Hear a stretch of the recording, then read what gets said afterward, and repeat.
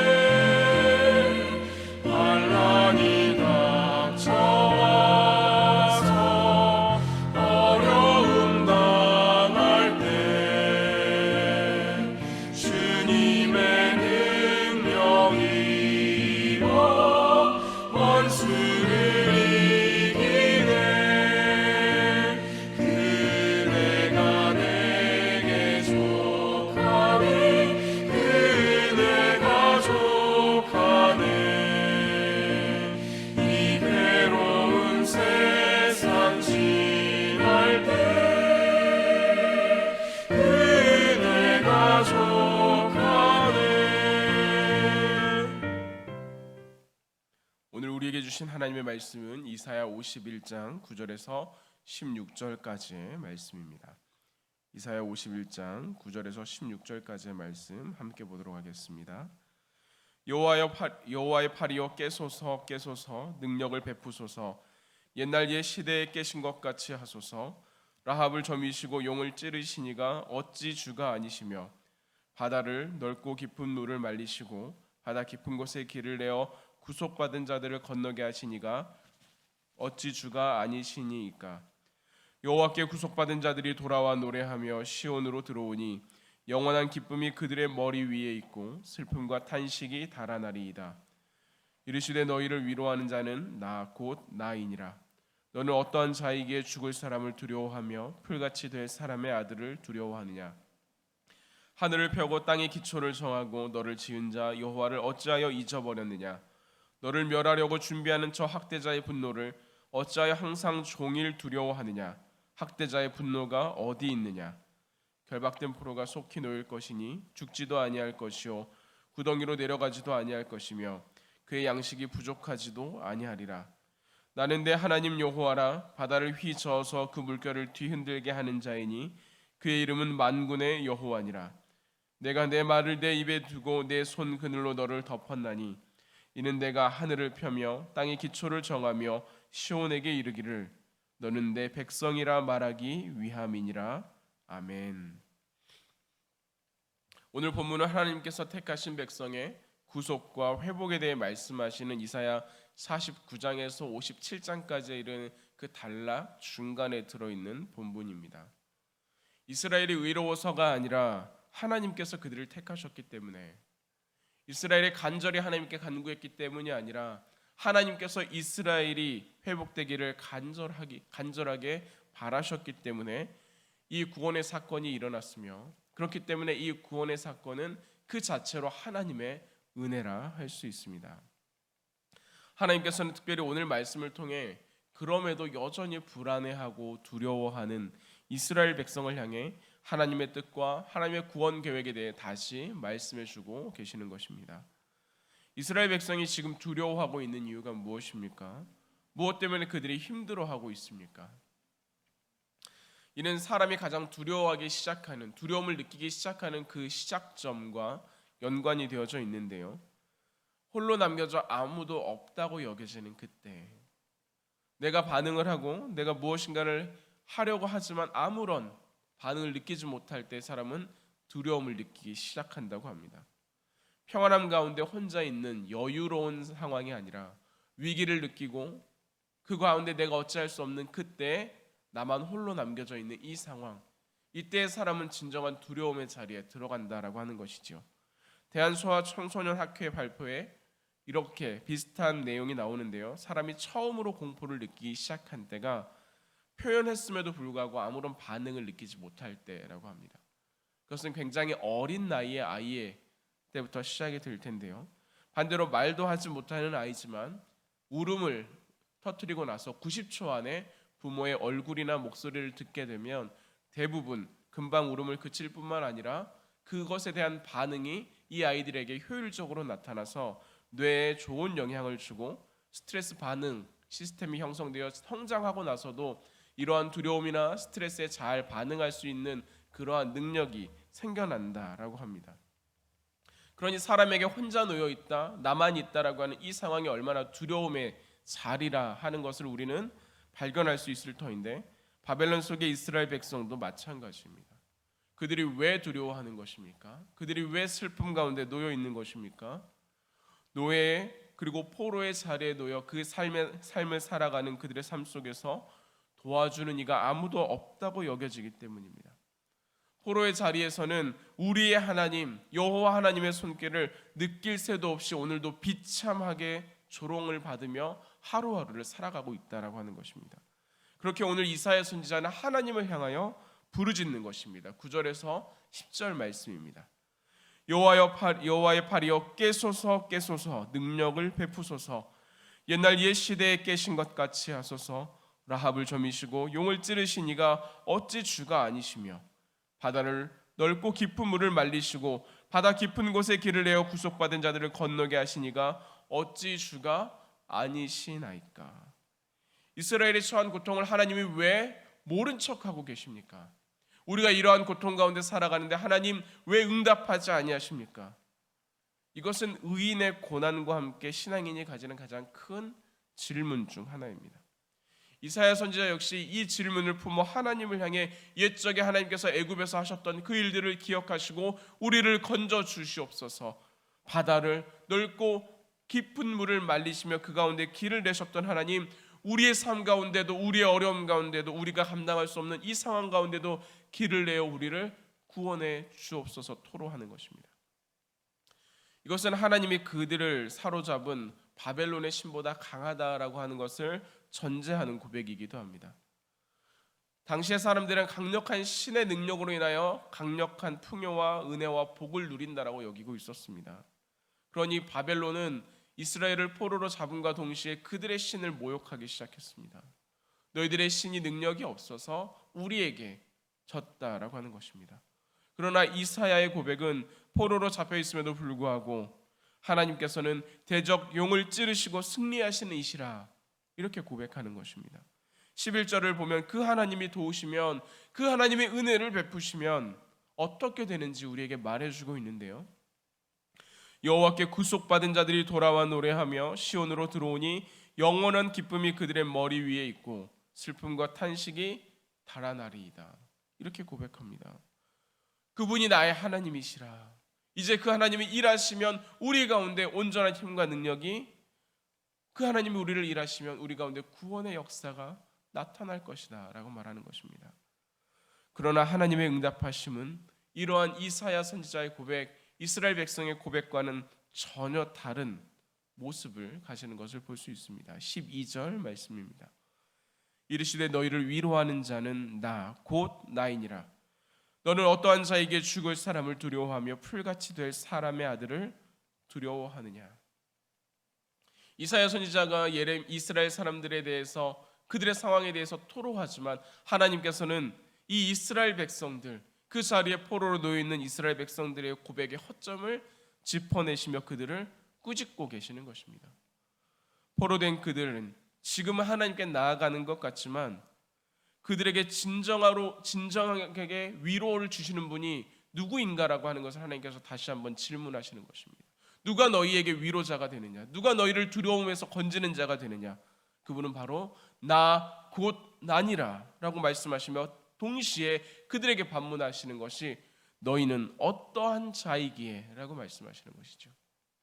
너희는 어떠한 자이기에 두려워하며 섬기는 이가 어디에 있느냐라고 묻는 것입니다.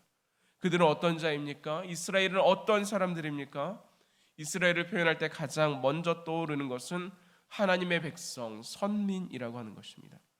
그럼에도 하나님께서 그들에게 이 질문을 하는 것은 그들은 선민이라 말하며 하나님께 간구하는 듯 하지만 정작 그들의 마음은 하나님이 아니라 풀같이 사라지며 잡초같이 버려질 그것을 두려워하며 그것을 따라가며 그것을 섬기고 있다라고 하는 것입니다.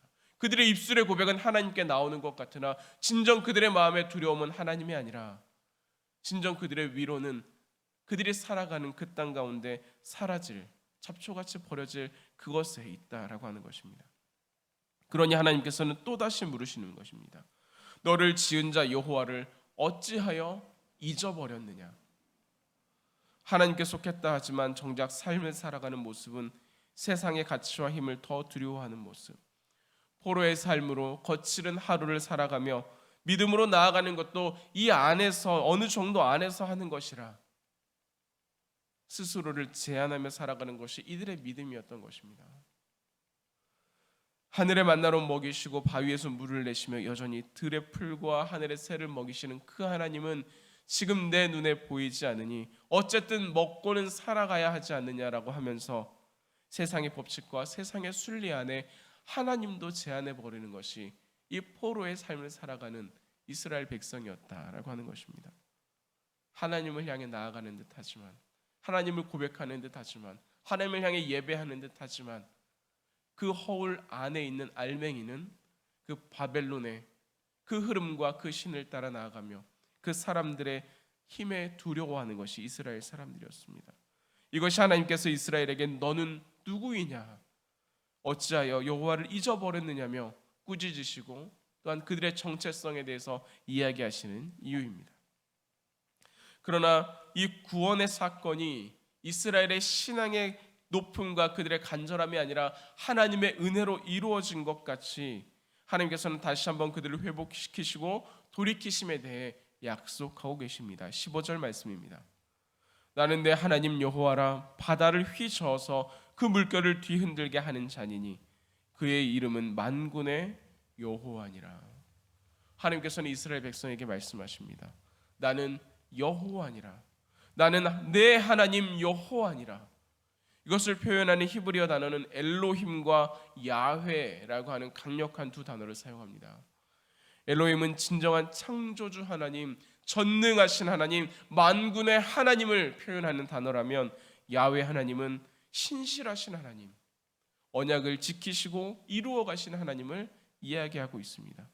즉 그들의 선조 아브라함 때부터 약속하시고 이끌어오신 그 하나님께서 너는 내 백성이고 나는 너의 여호와라 말씀하셨던 모세와의 언약을 기억하시는 그 하나님께서 또한 다윗과 삼손에게 힘을 주어 그들에게 있었던 대적을 물리치게 하신 그 강력하신 하나님께서 지금도 내가 너희와 함께하면 너희의 하나님이라 말씀하고 있는 것입니다. 그러니 내가 너희의 약속을 신실하게 지켜 구원할 것이다. 너희를 이끌어갈 것이다. 두려워하지 말라라고 말입니다. 아이들을 키우다 보면 잠깐 집에 둔 채 밖에 나갔다 와야 할 때가 있습니다. 그 시간이 10분도 채 되지 않은 시간일지라고 할지라도 그럴 때가 되면 이러한 저러한 주의사항들을 아이들에게 이야기해 주지요. 불을 만지면 안 된다. 누가 와서 문을 두드려도 열어주면 안 된다. 또한 아이들에게 혹시나 나타날 위기의 상황을 대비하여 여러 가지 장치들을 마련해 두는 것이 부모의 마음입니다. 아무런 소리도 없이 잠잠하는 듯하고 고요하는 듯하여 하나님조차 계시지 않는다 여겨지지만 하나님께서는 방 안에 아이를 남겨둔 그 부모의 심정으로 우리와 함께하고 계시는 것입니다. 세상을 만들며 온 세상을 이끌어 가심이 너는 나의 백성이라 말하기 위함이라 하신 그 하나님께서는 이 어려움 가운데 이 두려움 가운데 이스라엘 백성을 홀로 두지 아니하시고 그렇기에 그들을 붙들어 주시고 그들과 함께 하시며 그들의 환난과 고통의 시간을 금방 끝나게 하실 것을 약속하십니다. 그리고 이스라엘의 회복을 선포하시는 것입니다. 사랑하는 성도 여러분, 어쩌면 오늘도 힘들었던 어제와 다를 바 없다고 여겨질 수 있습니다. 코로나의 상황은 우리를 갇힌 것 같이 만들어가고 날아오는 고지서나 병원의 진단서는 우리의 마음을 찌르는 비수와 같아서 우리의 심장을 철렁하게 할 때도 있습니다. 비빌 언덕이 없어서 땅을 구르는 소와 같이 우리의 마음 또한 땅바닥에 내동댕이 쳐진 것 같은 심정일 수도 있습니다. 그러나 오늘의 말씀을 기억하여 힘을 내시기 바랍니다. 너는 내 백성이라 말씀하시는 그 하나님, 여호와 하나님, 엘로힘 말씀하시는 야훼라 말씀하시는 그 하나님의 신실하심과 그 하나님의 전능하심이 우리의 삶 가운데 함께 하시고 우리를 위해 일하시며 오늘도 나를 이끌어 가시는 것을 신뢰하시기 바랍니다.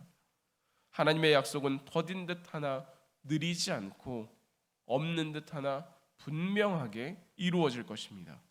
그 회복의 은혜가 하나님을 고백하며 믿음으로 나아가는 하나님의 사람들 가운데 온전히 나타나기를 주님의 이름으로 기원합니다. 우리 금요일 기도 같이 하도록 하겠습니다. 모든 예배 가운데 부흥의 역사가 임하게 하여 주시고 선포되는 말씀을 통하여 성도들의 삶이 변화되고 역동적으로 일어나게 하옵소서. 강단에서 선포되는 하나님의 말씀이 소망이 끊어진 시대에 희망이 말씀이 되게 하옵소서. 모든 순장들이 한 마음으로 교회를 사랑하며 맡겨진 자리에서 겸손과 온유함으로 충성스럽게 주의 몸된 교회를 섬기게 하옵소서.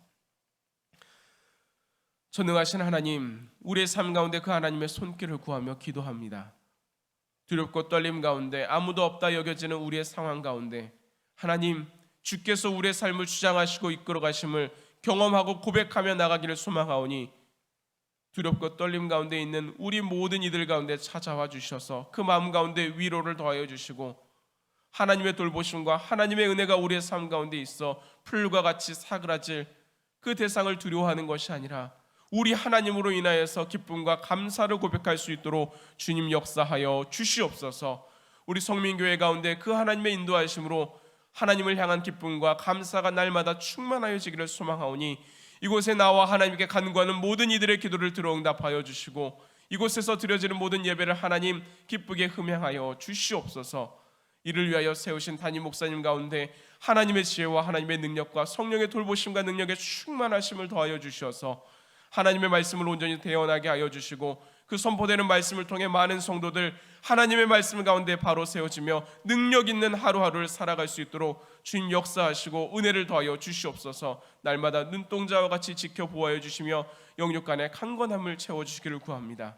하나님, 이 은혜가 우리 모든 성도님들 가운데 동일하게 나타나 마음이 상한 자, 그 삶 가운데 어려움이 있는 자, 두려움과 떨림에 있는 이들의 가운데 하나님 찾아가 주셔서 하나님의 돌보심을 경험하게 하시고 하나님의 회복의 역사가 우리 가운데 온전히 나타날 수 있도록 주님 주장하여 주시옵소서.